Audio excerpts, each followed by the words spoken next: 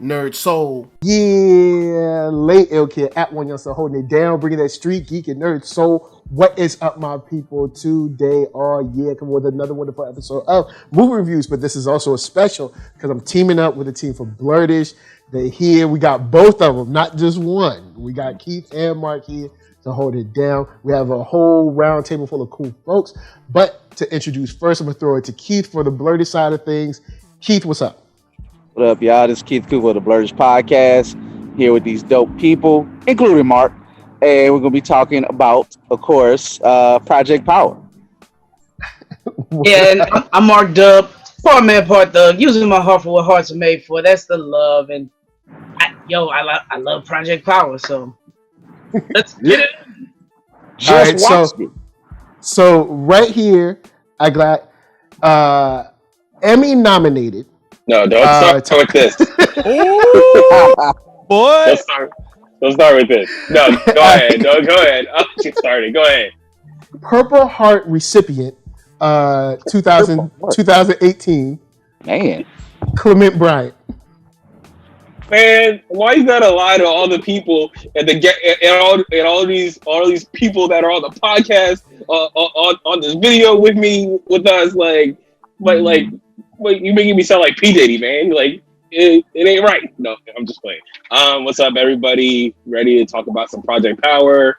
I have a lot of thoughts about this movie. A lot of thoughts. So let's get into it. I'm excited.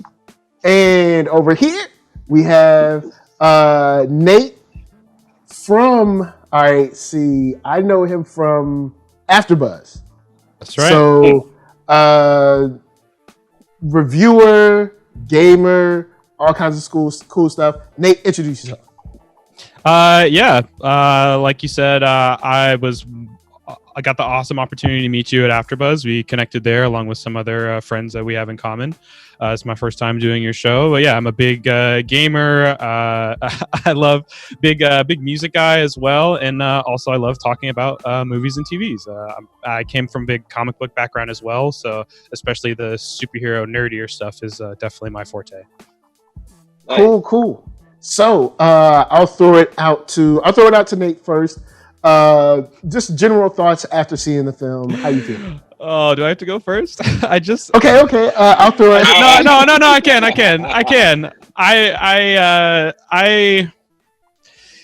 It's a movie. There are people in it. I don't know. Like, there's some spots in the movie that I actually really like. I think the main premise and idea is really cool conceptually. I think the execution is not great and borderline poor in some spots. And I want to know who the casting person is for this movie, because they should not cast these types of movies. Cool. So good. All right, moving on to Clement. What you got? See, now you got to put me after that. Okay, I will agree that, yes, concept, spectacular. I will say, though, there's parts about it, like execution. I feel like the graphics and the visual effects, I didn't really expect in this movie. I kind of expected it to kind of be kind of piss poor, like kind of a little less than. But I was very shocked by the level of effects. I will say, though, yeah, I felt like the dialogue was stilted at points, just a little bit, but I got like the overall story. I would have liked them to see like to kind of dig more into the concept of, hey, you got your power. You know, the rich white people, they have power. The poor black people, they don't have power. I kind of wanted them to kind of dig a little bit deeper into that, but I guess we can talk about that later. But I will say I did like Dominique Fishback. She's someone new that I'm not really familiar with, so I would like to see her more things. All right, Mark, what you got? Well, I mean, I kind of felt like this is Jamie, because I didn't believe in Jamie as Spawn. I don't know if I believe Jamie is a superhero, and I think he does stuff like this to kind of say, hey, look, I can do the superhero stuff. I like the concept. I like the girl, the fish girl. God, I don't want to call her the fish girl, but I didn't remember her name. But yeah, hey, she was spitting, and like at the finale, like at the end of the movie, she was rapping. I was like, hey, this is the raps in the movie were better than that, but we'll let that slide. Opportunity to get my bars off on a movie. I don't know with Jamie Foxx though. I don't know if that's. Jamie ain't, he ain't bad. Keith, what you got? I guess I'm gonna grade it on the curve. Everybody else seemed to be like the first two brothers. Shout out to y'all. Little harsh, but I get it. Kind of what Clement Bryant said. The special effects were actually better than what I expected. It's still, not quite what you would see maybe in the movie in parts, but then a lot of it looked better than what you expected to be from Netflix. The filming of New Orleans, hey, we're out here, we are 80 miles away from it. So to see different, I always like to see the city on movies and movies done that ain't piss poor trash. I'll just say that. So I liked it. I enjoyed it. Considering that we don't have movies now, and think of it like this: usually August in the movie theaters, kind of when your trash summer movies come out anyway. So this is actually on the higher end of popcorn movies in August. So I'm grading it that way because usually after Marvel movies, I kind of stop going. Like after July, usually August don't really have much for me. So it's like I looked at it like, all right, I'm looking at this like a premiere. When I went to see this in the theaters, sure, it's Jamie Foxx, man. New Orleans on the screen. I would have been right there with my popcorn. Gotta represent. And the young lady did fine. Gordon, his long name Joseph. Let's just call him Joseph. I don't want to say his whole name. JGL. There you go. He did a good job. I mean, he didn't have the worst white New Orleans guy accent. I couldn't tell. You couldn't tell what part of he was supposed to be from, but he sounded like a Southerner a little bit. So, it wasn't terrible. His accent wasn't terrible. But it was so funny, Jamie, terrible. There's the scene where Jamie like bumps the guy and he takes the keys and he speaks to the guy in what I like to call native Wody. He's like, "Hey, baby, can I get a light? You heard me?" And I was like, "Isn't that Jamie trying to mimic this New Orleans accent? Doing okay." The people with the best on the radio. The people on the radio who had all the comments about this fool ran 30 yards. Now that sounds like authentic people. No, they actually got people. I think that's Wild Wayne. Wayne. Well, then you can't get more authentic than that. Three. Well, for me, this is a movie that trailer-wise, I was like, oh, word. Yo, Netflix, they actually spending some money. They ain't playing. They trying to have little blockbusters. All right, I see you. I saw the movie. I'm not mad at it. I'm not mad at the movie, but it did end up like in the middle because I was expecting a little more with the, but I know, powers cost money. All right. Hey, bottom line, powers cost money. So I know they had to like pull back a little bit. I like the concept. I like the fact that, he was experimented on, then it passed through or stabilized through his daughter and stuff. Cool. And this is probably one of the first, I guess, Netflix or streaming big budgety-ish movies that represented on Church's Chicken. All right, y'all don't sleep. Yes. Thank you. Yo, honey butter biscuits. Those were the realest black people in the episode. I mean, I'm just saying. Yo. When she pushed up on Jamie, I felt like I met that sister. I felt like she pushed up on me too. And I wanted it right then after that. But yeah, I definitely wanted more. I definitely wanted more. I was possessed by the desire to have a honey butter biscuit. I really was. Man. I really wanted one. Yo, man, shouts out to Churches. Hopefully they still give you 3 honey butter biscuits for $1. I don't know if it's the same no more, but it's been a minute. I ain't in the South no more. But I did like Dominique Fishback, right? I like her, but I'm on the fence of the rapping. I'm like, she's rapping. It's so right? cringe, dude. It's cringe, I was like, she's rapping, right? See, it wasn't the rap. It wasn't the rapping. The rapping was like, I don't want to say the worst part of performance, but I could have not it could have not been there for me. You know what I mean? just And, like, so I didn't really get too much cringe. enjoy to it. And I'm like, They weren't It, horrible raps, It wasn't but the it was worst. No, you're right. Just yeah. That's what makes it so nefarious. Is that every time she goes into a rap, like it kind of starts out cool, and you're like, all right, it's kind of natural. She's feeling it, and then the bars get really weird and like manufactured, and then she's supposed to be freestyling, but then she's like talking about all this deep stuff that's like themes of the Give movie. her credit. Who starts off with seismograph? Who throws out seismograph, y'all? So, you know, it worked. I was like, what? And she pulled it. It was like it landed. I was like, okay. I mean, but also, honestly, what he said, she didn't write those lines though. That like, the dude, the soundtrack, Chico or whatever, wrote the lyrics. So I was like, she paid to deliver them, not right. Still true, but still, like, I think if you're actually rapping it off your head, you're gonna feel about a certain way about it in your delivery. But if you're memorizing it, which you can kind of tell that she's kind of memorizing it, as she's kind of in her delivery, it's kind of like, okay, it's like. But my thing about her performance, I'd forgotten about the rapping, was more about her charisma, was what got me. Yeah. Because you're holding a screen with Gordon-Levitt and then Jamie Foxx. They're two heavyweights. Like, dude was in the walk, and we all know Jamie's filmography, so it's like he's gonna be my type. So I'm like, the fact that she's holding her own against those two people, I'm like, okay, this is, I think I definitely want to see more of her. Like, it's full charisma that she brings to the role. The rapping, I can take it or leave it.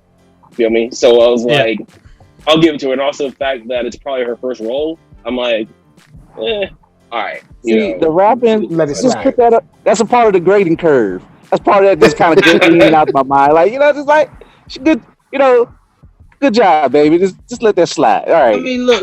But did you guys see The Deuce? Because she was on The Deuce, and she has. I've never seen it. She has some crazy acting chops. So, like, I agree with. Like, let me go back and clarify my casting skewering or whatever. Right. So, Jamie Foxx, I agree with what Keith said. This screams, I wanted to do a superhero movie. Let me go find one I can do and produce it and make it happen. This whole movie just screams that.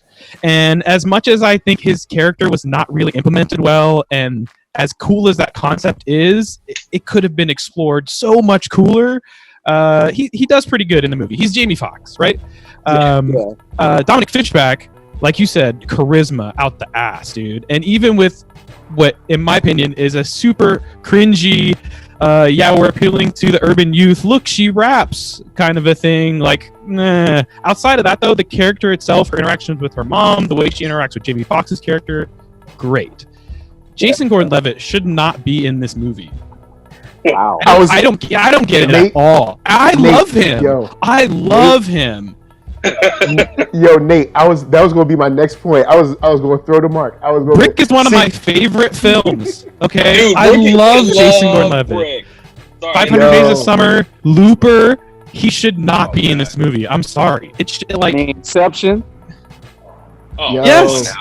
Yeah, I mean, like, this is like a Bruce Willis type that should have been in this role, and he's like, I'm not saying he's not tough, but he just doesn't fit the, like, I'm a white NOLA cop who's skirting the edge of what's legal I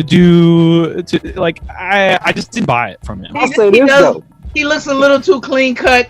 Like, I almost expected a twist, a villainous twist, just because he's so dang clean cut. He wears like a Saints. He wears the most politically correct Saints jersey. Yes, he wears Gleason. I was like, they even gave him Gleason. Like, they know what they was. Gleason it's not Drew Brees because he's a little controversial right now. You but know, Gleason is also, you know, the hero who with the punt, right? Who's fighting MLS. So I'm not mad at the touch because, you know, shout out to, you know, the Gleason, but it's just the fact that you see Gleason not the stereotypical Breeze jersey. I was like, they think it. Yeah, they on all 10 of their toes. My question to Mark was gonna be, how are you feeling? And then for everyone else, how are you feeling with Jamie Foxx and Joseph Gordon-Levitt? Because I don't feel like they were like didn't work. Yeah, I mean, they or maybe it was just me. Like duck sauce and and like Mustard, like not really well. Ugh. They didn't. Well, let me say it like Lil Wayne. It wasn't particularly bad. It was No, just it wasn't like, terrible.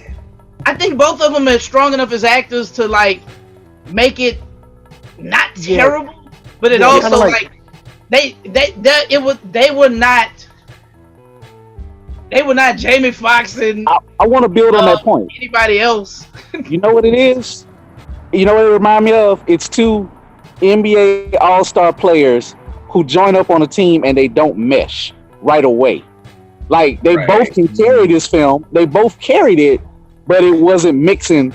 Like, you know, they can put up 50 each, but have a scene together until like an hour into the movie. Exactly. And that's what I'm saying. If this was another movie, like say if this was a movie written by, let's say, try to think of a screenwriter, say like a Joss Whedon or any other or Terrence Winter, there would be chemistry between those two.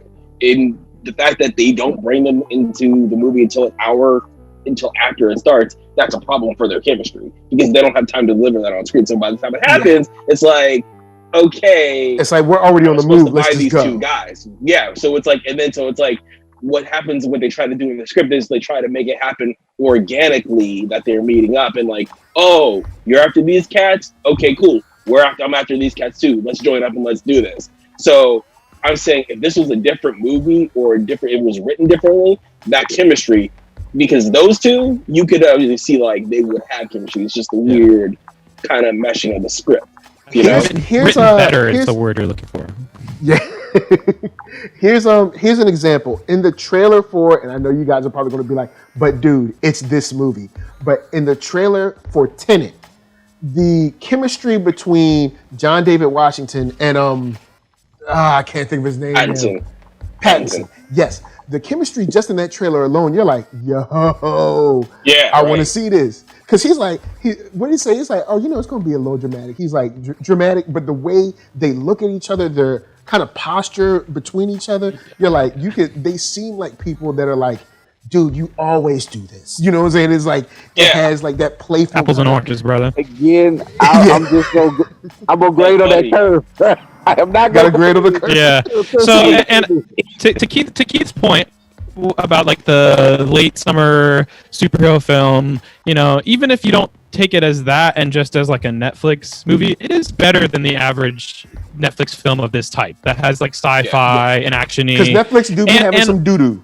Like, yes, and also too, like representation is great. There's a lot of black people in this film, and it's natural. It's not like, hey, we need to put some black people in. It's just like this is how New Orleans actually is. It's an actual city with a lot of black folk, and you just see us walking on the street. We're just existing. We're working at churches. Women are flirting at churches. People just got black cops. You got different people. So it had a natural feel to it. Yeah, there's a lot of redeeming qualities about the film, but to me, like if I could surmise it in a feeling, it's like when you're a big fan of a comic book and they adapt it and you go see the film and like it has like the same core and stuff, but it's just not as good and it never will be. That's the feeling I get from this, except there is no comic book. It feels like it's an adaptation of a comic book with like there's a whole world of cool conceptual stuff and like the background on the testing and the beard dude and all of this stuff and like the interaction between the cop characters, but we don't get to see any of that. It's just like here's what happened, yada yada yada, and like that's the movie. Comic book. While I was watching, I was like, you know what? I would like a comic book based on this movie to go a little bit deeper, to do a little bit more. Like I feel like a comic book can do more with this universe. Yeah, and I was going to throw real quick to Clement. How do you feel about, because you talked about kind of like exploring things deeper. When we get into, I guess, Genesis, even though that was the name of the boat, I'm gonna just call that the name of the bad guys for a broad term right now because we don't know. But evil white people. I would have loved to have more of the kind of like, selling it to the cartels or selling it to people that, or maybe, like the whole thing of like testing it in the live real world. And, not saying that the movie has to be all about the villains, but they were kind of, it was kind of interesting. Like, oh snap, hold up. So the U.S. government is it? And then old girl references Henrietta Lacks, and it's just like, yeah, wow, I didn't expect that. It's like, wow, you really gonna bring her up now when you got my daughter? Are you kidding? But that's a whole other thing. Yeah. But yeah, it was just like they didn't really get into the bad guys as much as I think they could have. Very vague. It's because there's no details to get into, and also there's so many details in this. Like, I'm really trying not to completely rail this movie, but there's so much stuff that if you like look at and you just ask questions about, make no sense. Why wouldn't they? Why wouldn't they kill him? They ram into his truck to take his daughter. They know he's got that crazy power, which also, by the way, makes no sense. And they just let him go, like he's not gonna go Liam Neeson. Like, what? Come on, dude. What multinational? Yo, straight up, this is. See, right. But actually, at the same time, all right, we're gonna laugh at the pistol strip, but on the real, I used to watch like Mad Discovery and stuff. The pistol strip does exist, all right, and it does have like mad ill power. And if you would like a spider, power per I guess pound or whatever, a spider is mad strong, or an ant is mad strong. So if you were to like I guess multiply it in human size. But now we're getting into pseudoscience. But this is where the science completely falls apart because like mass is a thing.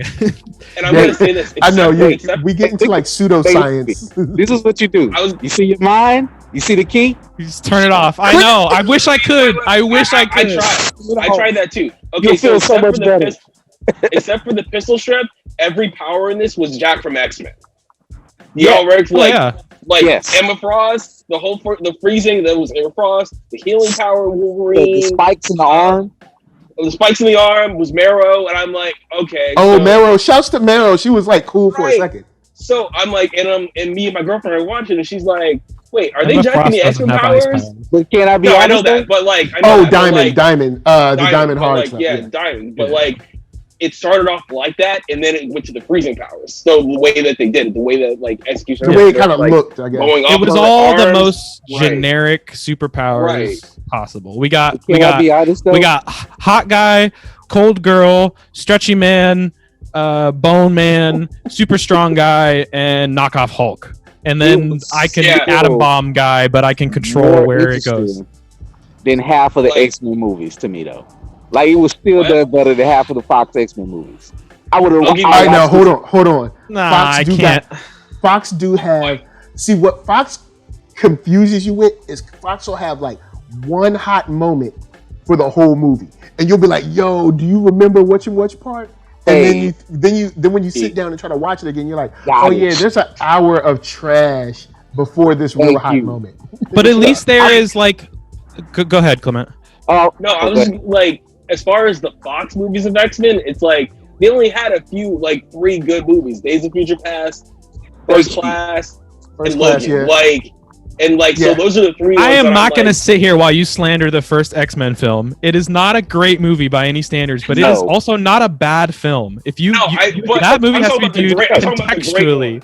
I'll say this: I remember being in a parking lot full of a whole bunch of nerds that were angry when that movie first came out. So that's why when I see people online talking about how they loved it so much, I'm like, at least not in my city, because I remember being in a parking lot with like 50, 60 guys that were like, why'd they do this? I hate that. And I was like, yo, my consensus was that everybody hated the first X-Men movie. But that context is also really important. Okay, wait, so me and Nate grew up in the DMV. Are you guys from DMV? Because I think there is something like a locale, like. No, I'm from LA.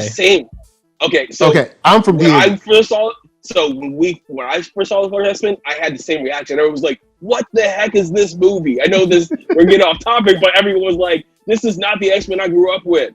Screw this movie. Screw Bryan Singer. Halle Berry for Storm. What? It's like Bryan Singer is the worst thing that happened to X-Men. Halle Berry was beautiful in 2000. We didn't care. You wouldn't have MCU movies without Bryan Singer. True. Doesn't mean that the movies are great. I'm not saying they're great. I'm saying that the first X-Men movie is better than this film by leagues. Okay, and contextually, what I've been trying to get to is it's so much easier to criticize something like X-Men because there is lore. There's years and years of world building and love and investment that people have. There is none of that in this movie. Stretchy guy is just black stretchy guy. That's it. No one's going to be like, oh, they didn't include his backstory about the time when his sister died and he had to go save her or whatever. Like, that brother got loose. What about the captivating performance by MGK as Newt? No, stop. Yeah. Okay. Yeah. Like, there were random cameos like Casey Neistat. Casey Neistat came through and got that money. I was like, wait, what? Like, I was like, wait, is that Casey Neistat? And my girlfriend was like, yeah, that was him. Check it. Is there anything more Netflix movie? Like Netflix, look, I'm right here. All right? All I'm saying is, I'm right here. If you need a husky brother that's bald-headed, holla. The graffiti on the building and the art was the best part of that whole scene. And him getting beat up. Cause that's like I think that was the beginning of Exhibit B, but then they moved it. That's just some local stuff. That was Exhibit B. Yeah, that was Exhibit B. So shout out to Exhibit B. It was dope. Glad to see it. You know, nobody cares MKG or whatever. I was just really glad that he was not in the movie for very long. I saw him and I was like, oh, he's gonna be in this movie, and then he died, and I was like, all right, cool, I'm okay. I agree, 100%, Nate. I do like the way they made the power play with his skin, but when he popped 3 at a time, I was watching the movie. I said out loud, I was like, is that safe? They just don't like. There's so many like issues and themes that they just barely like tap into, that they don't dive into at all. Like they the first half of this movie is like about this young inner city woman trying to like survive and what she has to do in order to take care of her family, and like the situations that put her in that, and also this dirty cop, like all cops, because he's out here doing whatever he wants to do, and then like none of that stuff is addressed at all throughout the rest of the film. I really question, how did he get a damn dirt bike out of Holden just to get? Because cops be dirty. I did want to talk about this on the cops. I wanted to throw this to you guys. All right. Okay. They play kind of fast and loose with the cops because, all right, so Courtney B Vance, every time I see him, I always got to look at him with a side eye because you never know. But Courtney B Vance, all right, he was dirty, right? Yeah. And with that said, with him being like low-key dirty or whatever, remember JGL had a partner. What happened to him? Like, he got shot. Isn't your partner? He got shot. Yeah, but did he die? I didn't think he died, did he? Does it matter? He got messed up though. He got messed up though. Like, this film would be. He wasn't Joseph. That's what his problem was. He wasn't Joseph or Jamie or the young lady. So they was like, you gotta go. Cool, move on. Yeah, you only get one good black cop. The rest of them are all corrupt. Yeah. Like, can we talk about the like? I didn't expect Courtney B Vance to show up in this movie though. Like, I was like, wait, what? That was because he was on set for one day. He was on set for one day, came through, did his spot, got his dough. And I was like, you're like, let's get this real quick. Let's get this quick check. I just love how he slid the picture to him. Like, okay, he just tried to fire you, but then all of a sudden, he's like Jamie said it like at the end of the movie, like, okay, so they send you on a manhunt for the most dangerous man in New Orleans. By yourself. And you was just fired. Like, are you stupid? Like, yeah, man. Like, well, yeah, I kind of am, but you know, I'm gonna keep the job. Yeah, they did. I think that's another thing that kind of pulls this movie back, because there's things that I like about this movie, like the fact that you don't know what power you're gonna get. Kind of like it kind of takes from Inhumans in that way. You don't know what you're gonna get, and you could die. Like, hey, it seems like everybody started figuring out what power to get later on in the movie. They start getting the same powers or something, or the ones they needed. Because, like, how many times can he be bulletproof? How do you just keep getting that power? I don't think it's random. I think everybody only has one power, but everybody has different powers. So when the first time you activate it, that is your power. So when any other time you take the drug, you're going to get the same one. So if you just don't need to take the drug ever again. I've been trying to get the power of the pistol shrimp and probably get the power of the three-toed sloth. No, they only last for 5 minutes. I've been like, That'd be perfect. Your dad- Happen at work. Or you Like, could be Took the the power of the naked bank robber, running around.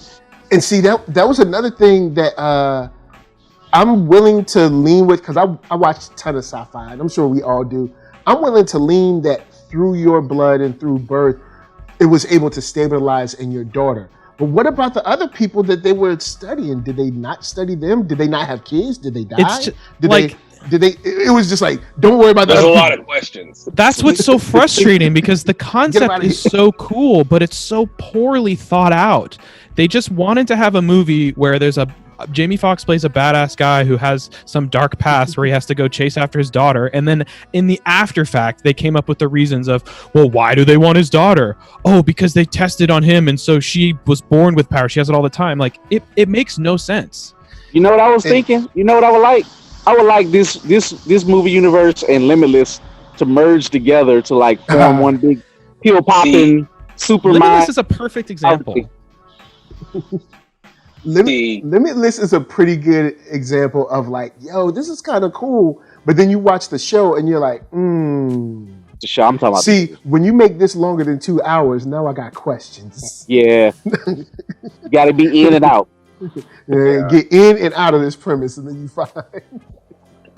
They tried to do that. They tried to do that in the show. I went back and watched Limitless. I was like, they tried to do it, but like, the execution was off in the show. They tried to go deeper into the whole mystery of the drug, but it was kind of off, which is why, and it ended up being a like just below okay show. Like, it wasn't horrible, it wasn't great. It was kind of just sort of there. You know what I'm saying? And which leads me to ask you guys, like, if you could pitch me a reason why, start with Keith, why should this get a second movie? Why should they get another shot? Because, well, New Orleans bias. That's one. You got, like I said, you got two all-stars, so maybe they'll figure out and you get more continuity, more details or something of the universe. 3, ain't no damn movie theaters open, Mike. So I mean, shit. What else I'm gonna be doing? We don't know. We all stuck in the Corona timeline. So hopefully that'll be, by the time part 2 is ready, we'll be back, to normalcy. But I say go for it. Explain a little bit more. I guess you'll have to move out of New Orleans and see, like, maybe the next city that this organization is doing something shady. But who is going to take on the fight? Because Joseph's character seems very stuck to New Orleans. Jamie's character, he said, I'm done. So I got my daughter. I'm cool. I don't care what y'all do. So I don't know. I don't know. I guess they can redo this and start with another person and explain it better, and probably just get more into more B-movie madness, and you just go whatever. I mean, I guess the real answer is however Netflix determine how it makes its money back or its views, and if they want to go with another part 2. And as long as they don't watch this review, actually, after they watch this review and they're like, good points. Right. Then they'll make the perfect film. Right. Thank you. Rapid will be better next time. Just no rapping. Just don't do rapping. There's That's no how I need feel. no need Unless That's it your is. power. Hey man, be lucky it wasn't bounce music being played and getting wild out there. You really need to be thankful. Right? They could have had the cat that was going and rapping in Walmart and had the girls dancing. Oh, Mark. Oh, no, man. Yeah. Yo, man. Yo, speaking of Walmarts, that little shopping center she had to go to, yo, you knew that place was mad dirty. Okay, so there ain't no cars in the parking lot. Ain't nobody there. You just roll up. It's empty. Ain't nobody here. Ain't nobody shopping. Ain't nobody Look like there's gonna be like a killer clown on the next aisle. It looks like this is the place where people wash money. He's just one shopper in a wheelchair. And asking Jamie Foxx randomly, do you work here? Like, do he look like he work here? Do I look like I work here? Stop bothering me. And then I'm trying to watch somebody. He had like pepper sauce in his hand. What do you think it is, bro?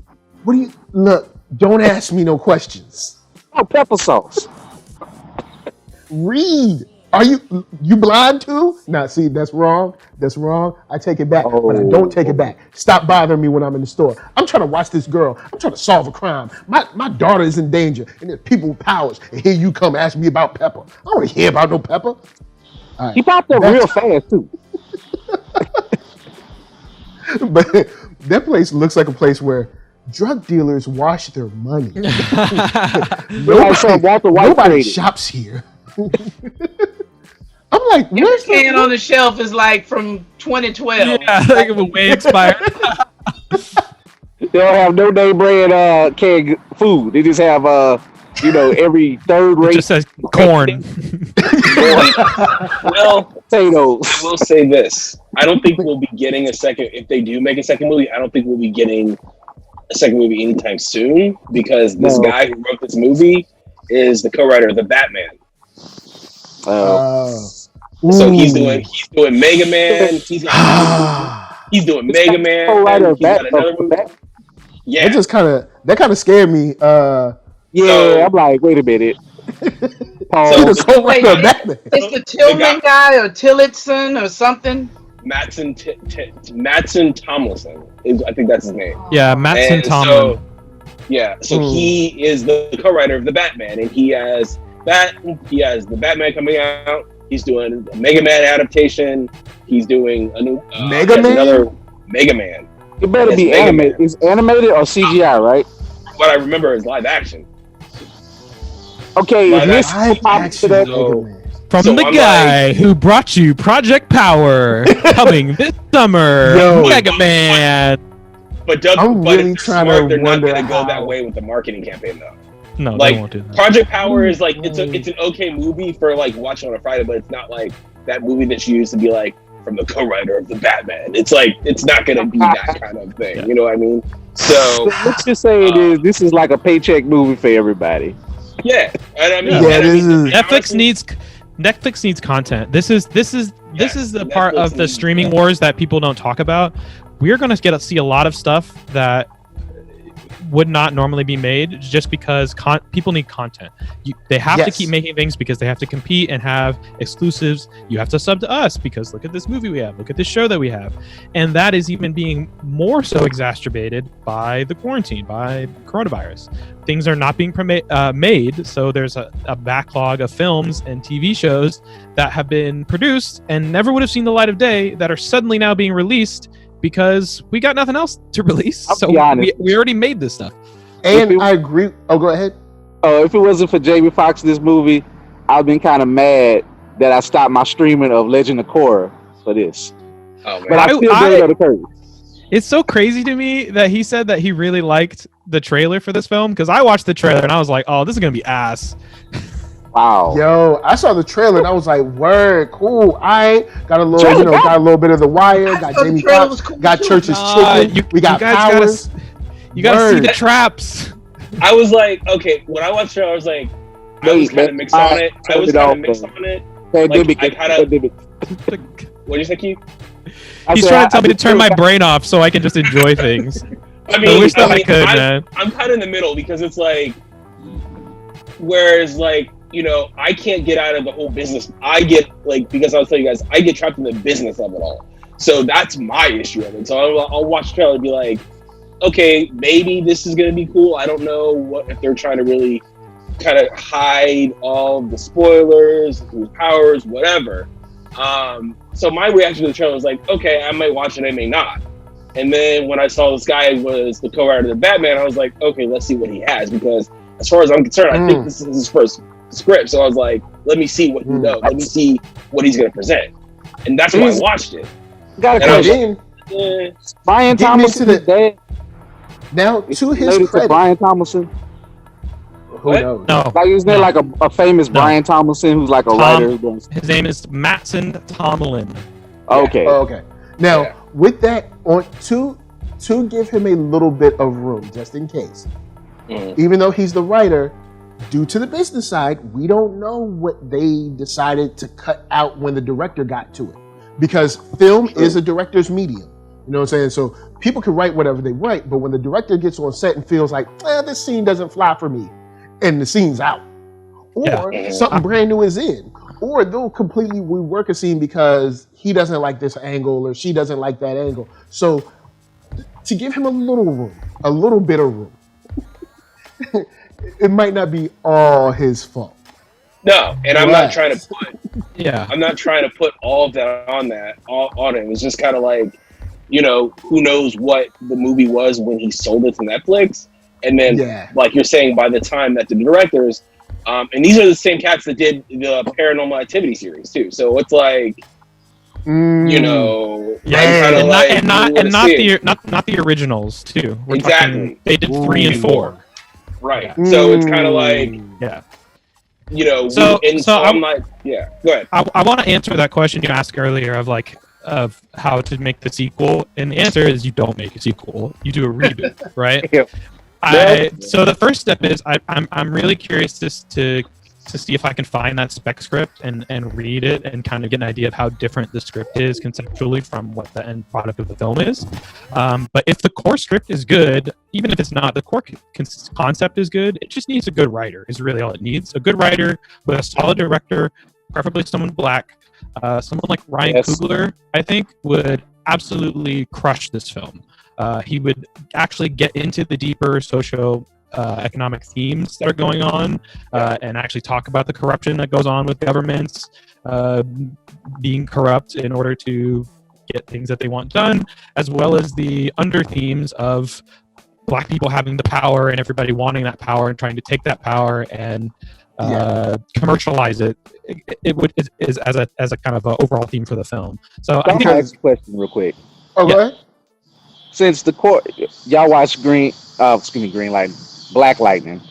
How do y'all feel about the core of like the green light stuff as opposed to this as a movie? Like, which one? Like, I know this is probably a hard comparison, but which one do y'all like better the way they did? You know, this. Well, see, Greenlight had so much more time to develop. Yeah. Because it was a show. You know what I'm saying?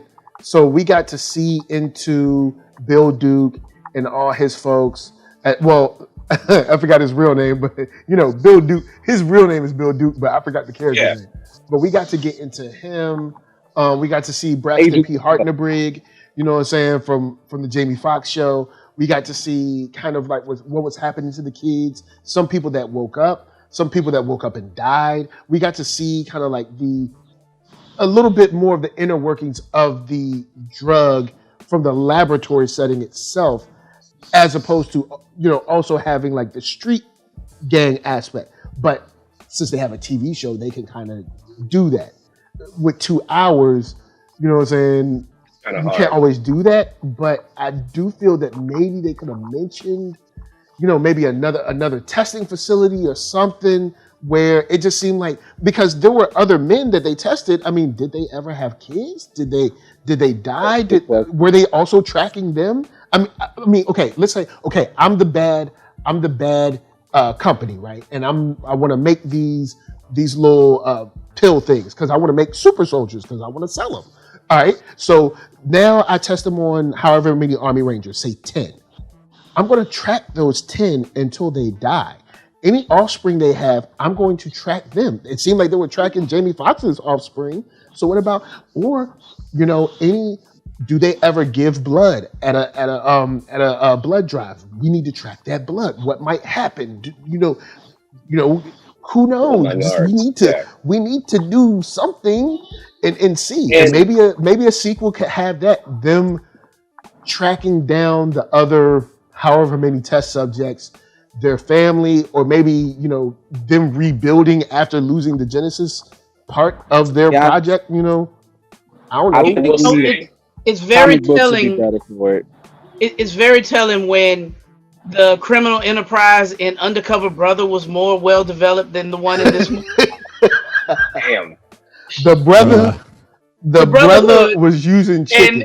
And the man, like there were more dynamics between them than they actually had in this movie. The man was using KFC. See, okay, so I will say this. I'm glad that you brought up Greenlight. To Nate's point, the fact of the difference between that is you have an Akil running Black Lightning versus two guys that did Paranormal Activity doing this movie. That is one of the things. And also Black Lightning, to Nate's other point, has a long history of lore to go off of. Even though that, you know, Greenlight may not have been in the comics, you can still adapt it, and you kind of, and also what Akil does, Celine, he goes and he actually talks about what's actually going on in the community in his stuff. So that's the difference between it. Now, I will say, if they're gonna do another movie, I would like to see them approach it from the villain side, go deeper in it, starting with the villain side. And I'm kind of thankful, because now that I think about it, this could have easily been a Michael Bay movie. Easily could have been a Michael Bay movie. I mean, that's how they should have approached it. I'm like, go ahead, Nate.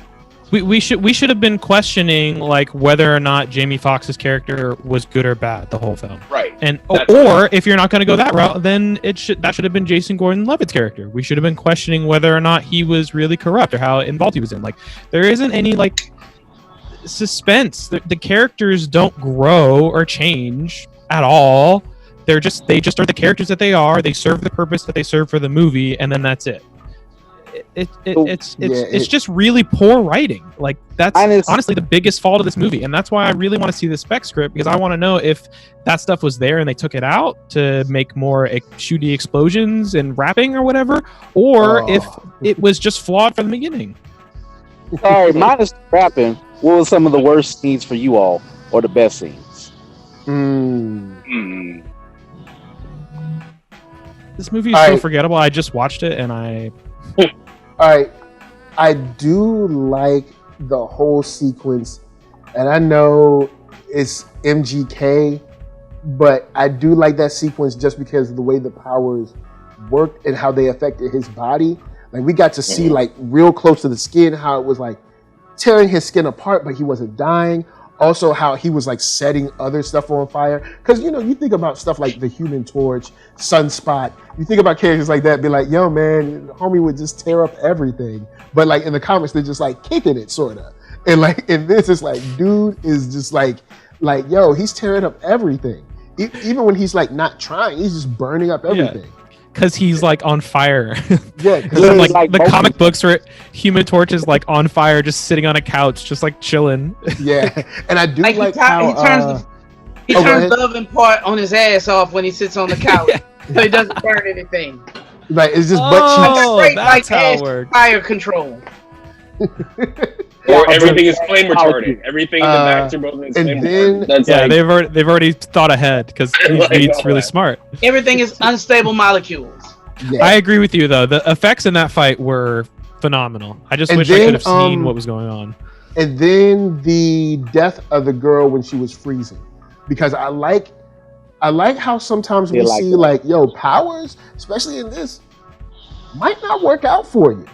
No, that was the best. That was like my favorite part. And seeing her freeze to death because she couldn't control like her own temperature or whatever, it drives home the point, or drives home that how much people don't drive home the point in comics of like that period of time when you're trying to like learn your powers. It's like, no, actually, when you get this power, you could kill yourself just because. And it's very important. It's not a one issue thing. And it's like, I've got it. No, this could be a 12 to 24 issue thing where you're like passing and failing. And sometimes I'm good at something, because homegirl died. Her breath froze coming out of her mouth. Her finger froze so hard. I was just like, yo, this is crazy. And that's why My Hero Academia know what they doing too. You just don't get it in one sit. Shouts to My Hero, man. Even though sometimes they be getting on my nerves, but the season finale last season, I gotta give them their props. Shouts to My Hero. You know what I'm saying? Shouts to My Hero. Endeavor came through. You know what I'm saying? He had to burn them up. You know what I'm saying? I haven't watched any of that yet, but it's on my list. I've been getting into a lot of anime. To that point, I have been watching Brotherhood, Fullmetal Alchemist Brotherhood, for the first time. I've seen the other one, but I haven't seen Brotherhood. But also watching it older now, like there is so much that I was not picking up on and I didn't really understand. And I think that obviously it's not one-to-one with this kind of thing, but the idea of the government controlling these people with powers and stuff, like there is some really cool stuff conceptually that you can do with like there's a Big brother almost, versus big government versus big corporate. but also too like how that affects the soldier, right? There's like an almost really poignant moment with Jamie where he's talking about like, what is your power? And he's talking about how he went into the military and learned how to kill people, and that's his power, and like did these terrible things, but now like he's trying to do other things and stuff. And they almost got into the point of like what it's like to live with that of you know, you're a personal, you're responsible for your personal choices, the things that you do, but also when you are a soldier, you have to do what you're commanded, what you're told to, and you don't always know where those orders are coming from and what the implications of them are going to be. And there's really cool character implications with that, especially someone who has this incredible power, and they struggle with how to use it because of how dangerous it could be. And like, I can see that brimming, like he's totally a Roy Mustang-ish character, but none of that comes out in the film, and it's kind of like a real letdown. That's why this would be super cool as an anime. He burned it up like got that shrimp power. He's hotter. He was hotter than the Roy Mustang. Okay, so when they revealed the pistol shrimp power, I thought to myself, okay, so whoever wrote this was sitting at home. He might have been smoking on something pharmaceutical grade. He was watching Animal Planet, and they said he was like, "Yo, pistol shrimp animal is the most powerful animal in the animal kingdom." It's more powerful than Jean Grey's Phoenix. It's like the Phoenix. Then they show a pistol shrimp like swimming in a pond, and they said, that or he was watching Animal Planet. Like, okay, but there's the temperature of the sun, and that guy was like, "You know what? Okay, I'm making a superhero movie about the pistol shrimp." I know I'm supposed to turn my brain off, but the pistol shrimp is only able to do that because he's underwater. There's water pressure, which is what creates that violent reaction. So, hey, I'm gonna say this, Nate. That wouldn't just happen in the middle of open air. It's just physically impossible. Here's the science behind it. Nate, there's a lot of moisture. You're asking water in the air, so he's absorbed all the moisture in the air. So what? We about to get some of that creationism science going. You just blew my mind. Been around for see, because they used to think the world was flat, right? And then see the game isn't over until the white ball knocks the black ball. It's the vaccines. I get it. I'm just vaccines. They were on Lake Pontchartrain, man. Lake Pontchartrain. They absorbed it. Wait, what? He absorbed all that water. That's what it is. Wow. At some point, he absorbed water that he was going to reveal later as his. Like, I want to see the pistol shrimp like costume. Like, if we gonna go in, let's go in. Damn, y'all. Like a super secret X Forces, all blacked out, murdered out. Shrimp claw. See, Nate, if you're not familiar with Blerdish, this is what we do. We go in rabbit holes. I love it. Maybe with two big antennas. I love it. And he's like, "I told you I could be Spawn." No, he's like, I don't need my antennas no more. I left them behind in my old life. You know what I'm saying? You know what Jamie wanted to say? He want to look at the camera. Nah, I dare y'all to keep talking about that terrible Spider-Man movie. Don't blame me for that shit. All right, maybe that's why he did this movie. Maybe that's why he did this movie.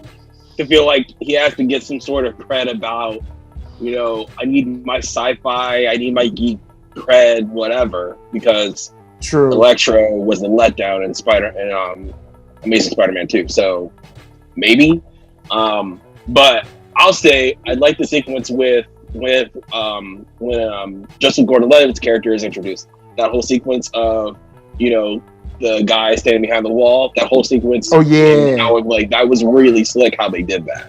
And also, because even when he walked by, I was like, "Yo, what's wrong with the wall?" I was like looking at it, like, "What?" Right, and I was like, "Wait, oh shit, okay, this is what it's gonna be like." Okay, cool. And then they zoomed in on his face, and that kind of effect that they showed when he took the power pill.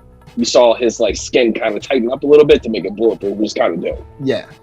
That also means that dude was straight butt naked the whole time running through the city. Oh yeah. And you know what?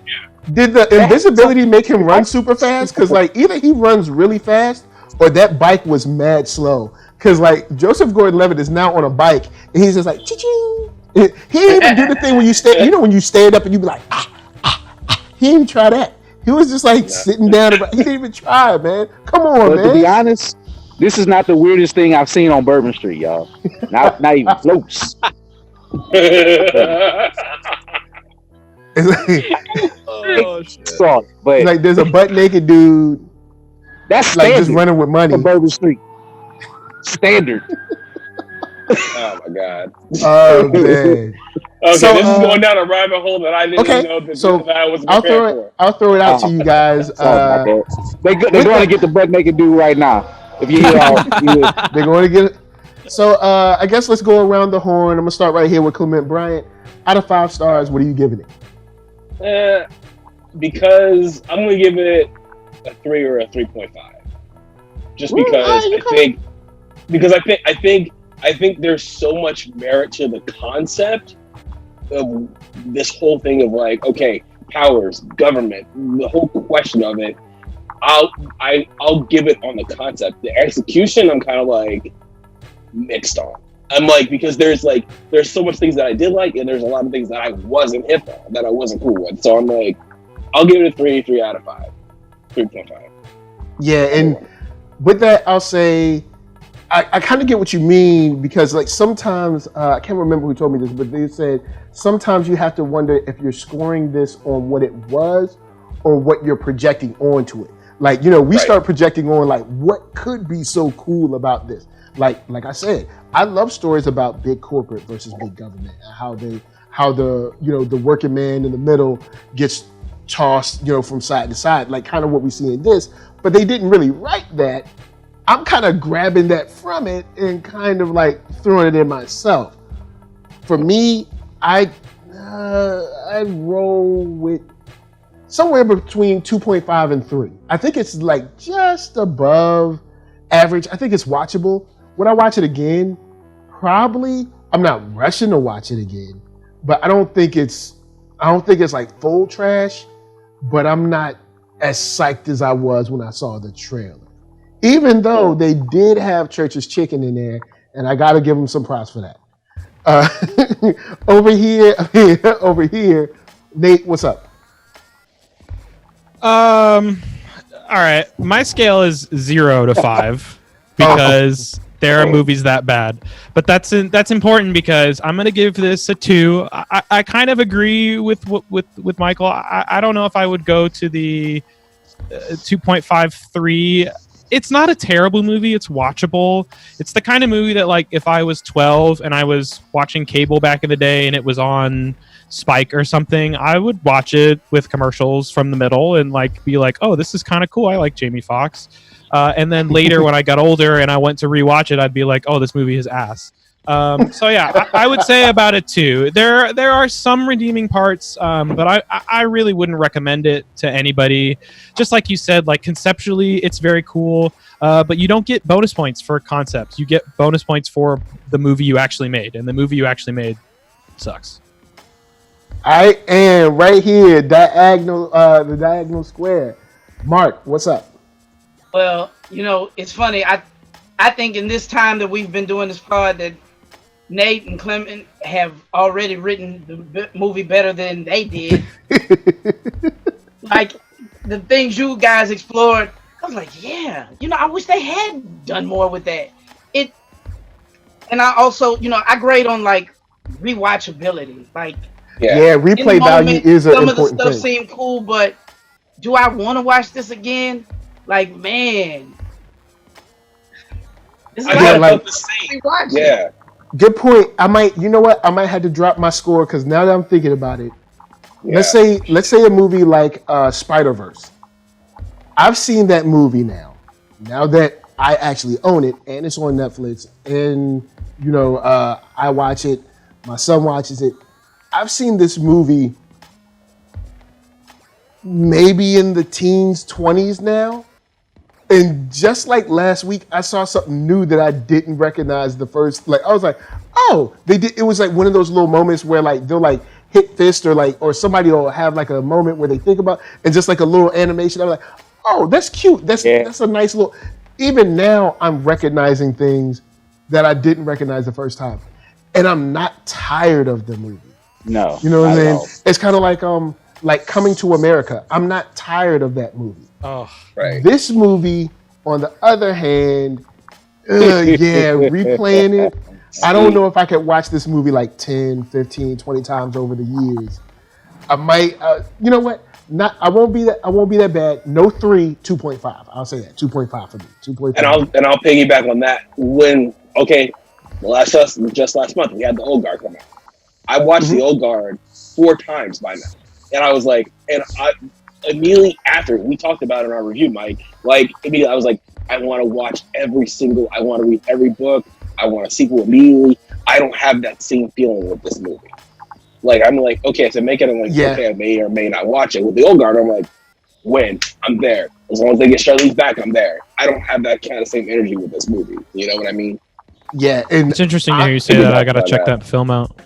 Yeah, Old Guard. I had a lot of fun watching it. You know how I feel about Charlize, though. I'm like, look, can you get out of the way and let my girl shine, though? But at the same time, I did enjoy it. Especially there's like this moment where they're like a team and they're going through sweeping people and shooting. I was like, yo, that's dope. But with that said, Keith Cooper, where you at with it? What you got? I'm on grade like an Olympic judge. I'm gonna give it like a 2.899995, and this is why. It's not a 3. It's not the most trash thing, but it is trashy. Trashy. You know what? I like that because sometimes trash is like there's nothing there. Trashy is kind of like you can have a little fun with this, but take a bath after it. You know, we had that friend that's trashy, like my friend Mark right here. Great time all the time. Trashy person. I don't know. I'm joking, but just he's not. But, didn't sound like he was joking. But like, I knew he wasn't joking because it hurt a little. I was like, ouch. Oh wow. Well, I'm just saying, like the video of it, of coming in through the city, seeing the shots, for a person from here, it's beautiful. I like the music in the background. It was like they had that sci-fi feel to it. But rewatchable. I would recommend it to somebody just to see how they react to it. To see if they come back. That's the worst. They curse me out, or if they be like how much they overshoot the moon with it. But like, oh, it's a 3.5. You wrong. But some people might give it a 1. So it could be a conversation piece. And like, I think some of the ladies might be like, oh, Jamie Foxx in it. It might automatically get a 3. Some other ladies might see Joseph and it might automatically get a 3. Us though, we like, you know what? I'm gonna be honest, Coop. I don't think any ladies will see this movie and be like, Joseph Gordon-Levitt is in it. He's getting a 3 from me. He might got his fans, bro. He showed the chest a little bit. Remember when he got naked? He was like, "Why you messing with my woman? Why we can't be a couple or something like that?" Was like about that scene. Scene. I was like, "What the hell?" He had to help her with with those people. I also felt like he was like, "Look, y'all almost introduced me as like the next Batman in the Christopher Nolan movie. Look, I can do this. Y'all dig sneak. He's a chameleon. He's a chameleon. No, the line where he says talking about, well, why can't I be in a relationship with a beautiful black woman? You racist, blah blah blah. The whole thing. He said, "We are now live on Facebook." Right. Okay, I'm gonna drop my review to a 3 just on the strength of that scene because I howled with that scene. I was just like, "What the hell is this fool talking about?" I enjoyed that scene, but I also 3. I enjoyed that scene too. I enjoyed it because it was so ridiculous. Yeah, I enjoyed it in a cringe. Like, when this is what we do now. When he got dressed, I was like, I know what he's going to do. I know it. I do. The one genuine laugh. Is like that. The one genuine laugh. They don't exist. The one genuine laugh I really got was when she was stitching Jamie up and she went to go back in and he was like, she's like, I didn't even touch you yet. That was funny. Yeah. I laughed very hard. Oh, okay. So I got the delivery was fantastic. I got 2 more knocks for this movie, and I promise I'm gonna leave this movie alone because there were things that I had fun watching this. All right. everybody on TV and in film, so I guess this isn't just this movie, but why is everybody a field medic? Like, is everybody a field medic? Like, I wonder, like, say, Nate, say if me and you are kicking it and one night people start shooting, right? And we got to run and there's cops and stuff and there's bad drug dealers. Well, I automatically know how to, like, sew you up if you have a bullet going through your body? Or will I automatically know just because we got shot at how to, like, use, like, I don't know, fingernail clippers or something and get a bullet out your arm or something? Because everybody, no matter whether it's television or film, is a field medic. Like, two things. One, you'd be in luck with me because I've taken many a first aid course and I know how to use bandages, so you might be okay. Two, this is one of the few. I will not actually call this a plot hole. One of the few things that they actually did back up. Her mom's a vet, okay? Yes, so she learned how to do stitches. Her mom is a vet. I don't think that is that far-fetched. I do think it's crazy far-fetched that she, like, pulled a bullet out. Like, she should have pulled the bullet out and he passed out. So and then, she said it was an exit wound, so it went out. So. Oh, yeah. So her power is becoming a vet and not rapping. So she needs saving the animals of the world. No, that was his daughter's power. Nah, she can't get a mansion healing people. Yeah, you can't do that, man. Oh, also, there was a song in this, because I watched stuff with captions on. There was a song in here, the literal lyrics were, we got a lot of dope. That was Lil Wayne, man. Lil Wayne. That is a song. How you going to take the old song? How you going to take the old song and then say we got a lot of dope? It's like, well, I mean, you can't say that, but I was like, that's the lyrics. Like that's the lyrics. That's Lil Wayne. That's a lot of dope. He literally it could have been. We took a lot of dope, and then I wrote this song, and that would have yeah. Encapsulized his entire career. That actually wasn't a knock for me, Michael. That was actually an improvement. There was a few spots where the music choices were actually okay. They were contextually and good, because it's really tricky with hip hop in films, because sometimes it's like, ooh, hip hop song, yeah, here come the black people, they're so black. But then sometimes it's just like, okay, cool, hip hop song, it just fits. Like the vibe of the song fits, and it just so happens to be hip hop. And I feel like this movie did a lot better in that regard. That's actually a really good point. The score from this film is pretty good. I have no complaints about it. It sounded good. The music was good. I do have one more knock, or more, not maybe a knock, but this is something that, as a local, the fact that it's the abandoned theme park, Jazzland / Six Flags, like, who is going way out? If you know, I guess where she probably lived and where Six Flags is located at, the abandoned one, there's some people might still be doing some stuff with. Who is going way out there to do, like, drug deals in an abandoned, flooded amusement park? And first of all, who is out there? I don't know. Maybe that's the best place to do, like, illegal stuff. I don't know. This is what happens when you get two directors who've never bought drugs in their life. Like, first of all, directing a movie about drug deals, you have to have a car. If you're not close by, it's not walking distance. It's not something you like, hey, let's go buy drugs. Yeah, because they didn't have no car. They was just rolling around. Trust me, from where it looked like she lived at, as opposed to where I know where that thing is at, that's not something you just pop up and do.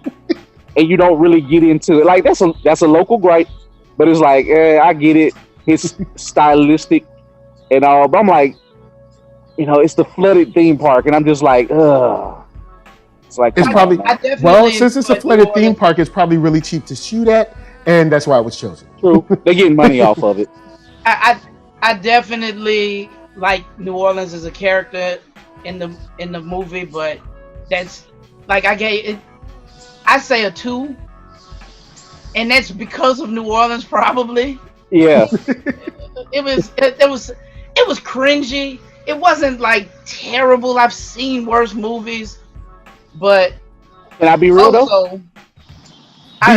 It feels like a check for Jamie, a check for Joseph Gordon-Levitt. What is he doing?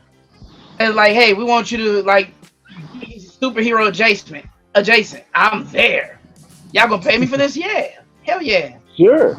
Like, I want to see, oh my God, Dominique Fishback. Please. Yeah, she deserves more roles. Yeah, and Word, as long as she don't have to rap in them, I'm great. But as movies, just another comparison to another Netflix movie that tried to use New Orleans as a character, and how this is much better than that. You know, I hate to do this. I love Issa Rae, but her movie on Netflix, The Lovebirds, was goddamn terrible. It Stop was it! Was it bad? I didn't see it. 1.5. I'm as far as using New Wait. Orleans, I'm disowning you. not No. rewatchable, not rewatchable in no shape or form fashion. I love Wrong. Insecure. That movie was not funny. It didn't use right scenery. It was they didn't Who even broke your use heart? good scenery from New Orleans. You don't like Garbage. love? I would Is that what it is? Ooh, Lovebirds was terrible. you Wait, It were didn't the work. It didn't mesh chosen on no one. level. No. you're a No. love What hater. I'm just saying, You were movies supposed to bring order to the force. that shot in New Orleans recently on Netflix. Lovebirds is not rewatchable for me. No. Can you I'm mute giving your Listeners, mic? it. Can you please mute your disregard the mic? slander. This Wait, Movie movie is I don't care. hilarious. I What are you didn't see it. talking about? Nick, what did you give This it? is going on my podcast, so I know I'm saying something. But still, I love Issa Rae. I love her show. I love But her do you other like movies. Camille Lovebirds, Nanjiani? garbage. Don't even watch Lovebirds. Skip it. A lot of people trashed it. Mark, I know how Mark is. I ain't paying him no mind. I know he gonna trash me later, but that's okay. I definitely am. Number one, because I love Issa Rae. Camille Nanjiani. I Like, said the I movie love was Issa good. Rae. What are you talking about? Yeah. Did we watch the same movie? I literally don't You know. rated this movie Okay, higher than that movie. we all Yes, got to I do am. this again. We all got to do this again because What I drug think did you take? This Is your is You power think bad you think taste? Lovebirds What is your is power? worse than this movie? Lovebirds is not rewatchable in no shape, form, fashion to me. And ooh. just with the New Orleans bias, it does not. It did not pull the good stuff from It's New Orleans. because they didn't do New Orleans any good. You know what I'm saying? No, not They at ain't all. hold them down. And it was a terrible. It wasn't even funny. It had no. It had no hot. Mm. This had more funny See, I moments. haven't seen it, so I don't know. I didn't see it. I didn't see it. Okay, yeah. Sounds like Go you guys watch gotta it. watch it so we can Talk do this about again. one. Okay, All y'all Mike. heard? Yeah, I never Mike, thought let's that watch it. Lovebirds would be the one that we all get heated about. Like I would have. lovebirds. I would Oh, have hell expected. no! I would have expected like X-Men. Like we got into like X-Men being like, all Look, right, X-Men was we have trash. accepted that X-Men was X Men is God. garbage. We all have accepted that X Men is not good. Well, the first three X-Men movies are good. Three of them are like Oh, Nobody there's likes one good let's one. not get back into this again. I'm just saying. With that said, guys, holler at us. Hilarious. We'll holler at you down in the And don't at me comments. for that. At Mark. You know the Ask deal. Mark Dillon. Anyway, Oh, this is starting funny. from the bottom square, we got Mark Dub. Tell them where they can find you. Oh man. I'm sorry. Say one more time. I I don't know what to do with this guy. Mark Dub, where can they find you? Oh, okay. I'm sorry. Yeah. I'm sorry, y'all. Collect yourself. got here. Collect yourself. I'm Mark Dub on Instagram. Just look for the fly one. I'm Space Age 3K on Twitter. Again, look for the fly one. They may have others, but they're not just fly. And look for Mark Wallace on Facebook. The funny one. Not the porn dude. Okay, so What? cool. Okay. This is hilarious. And in this square, Keith Cooper, say what's up. I'm still collecting myself after what Mark just said. I guess we're both shocking each other. But anyway, as you can see on the shirt on me, you can find us at www.blerd-ish.com. That's www.blerdish.com. We're on our podcast is on almost major outlets from iHeartRadio to iTunes or whatever. But come to the website first, get some books. We sell for various indie creatives. We sell a lot of merch, as you can see. And we have dope people like Mike comes on the show every once in a while, you know, different people and just different things. And just want to give a shout out also August 29th, Mid-City Microcon coming up. We're going to have a lot of different creatives, a lot of different panels. So just check it out so you can still get your con fix and you can support some indie creators out there. We are serious about that on our platform. We like to always do that for people, minus the stupid things I may say that you may not agree with, but agree with me on that one. Find some dope people, support them. Word over here, we got Nate. What's up? Yeah, guys, you can find me everywhere at Dog Like Nate. That's dog with 2 G's. Instagram, Twitter, and also I'm streaming on Twitch, twitch.tv/Dog Like Nate. I stream a variety of different games, mostly playing a lot of Valorant now. Yeah, trying to do some just chatting and trying to do more discussions how you liking like this. Valorant? How you liking it? It's a good question. I like it. It definitely has some issues. It's definitely not a perfect game, but I find it really rewarding. The kind of skill progression and how you can actually learn and get better. And I also really like how it is so focused on team play. It's very difficult to carry even if you're really good, because multiple facets between the characters and the maps reinforce teamwork and gameplay. And so it's nice, like, especially being a longtime League of Legends player. Riot is the same maker of Valorant. I have faith that they will continue to support the game and continue to grow and make it better and keep fixing and changing things. But also a big plus for me is the community has been surprisingly not that toxic. League has been terrible since forever. Recently it's gotten better, but it still is pretty bad. While surprisingly Valorant, I don't know if it's because it's mostly voice chat that people use because you have to in order to be able to communicate quickly enough. It's really not that toxic. Even times where like I make a bad play and I'm like, oh shit, I messed up, I should have done that. People on my team are like, oh no worry man, nice try. Like we'll get him next time. Like I have been like genuinely very surprised. The only thing I will say is, of course, it's still gamers and there's still a weird thing about girls. And guys, we got to be better about that. You got to let girls talk and not like be horn dogs. It's just not cool. So that. But yeah, if you're into gaming, people who there's a whole ideas, conference about like stop being thirsty. Yeah. Just stop it. Stop being a gatekeeper. Yeah, like just stop. That just, like, too, dude. Like women can play games. It's not rocket science to play a game. Like just and play the game. Fortnite and Call of Duty are not the only games. Like if you like to play Sims, there are some hardcore Sims players. Mod the game out, like make their own custom stuff. Like just because it's a casual game doesn't mean that they're not a gamer. Like I'm so sick I of still play the community. Galaga, the old Galaga, and I wish they'd tell me something. I was playing games before you were born. Yeah, I was playing went to school. deep in them streets. So I really enjoyed this. This is my first time doing this with Michael and meeting you guys. And yeah, this was a ton of fun. I can't wait to do another one. Same here. Word up. And of course, right here, last but not least, 2018's Purple Heart winner, Clement Bryant. We gotta talk about that. You can find me at Clement Bryant on Twitter and Instagram. I co-run the Black Lightning podcast. You can find us at Twitter at BL_podcast. And then we have Doppio Dope between me and Mike going all the time. So follow us. We'll be talking about, everything entertainment and business. Life, whatever. Being black. So, yeah, that's me. All right, guys, of course, NERDSoul, but here teamed up with Blerdish. Had a lot of fun. Check me out on YouTube, Facebook, Instagram, Twitter, podcast. If you rather listen, hit that thumbs up. If you like what you're seeing, hit that thumbs down. Or if you hit that thumbs down, I'm going to send Joseph Gordon-Levitt after you. All right? He's going to be... and a cell phone. Running around with a top. He gonna send a pistol shrimp after him. Oh, don't send... I'm about to do some research on this. And they could blow up everything with like mad hot just spit or something. I don't know. With precision accuracy. Precision accuracy. All right. So you don't want that.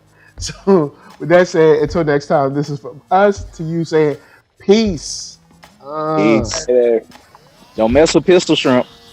Don't mess with it. Nah, bro, they cut you off.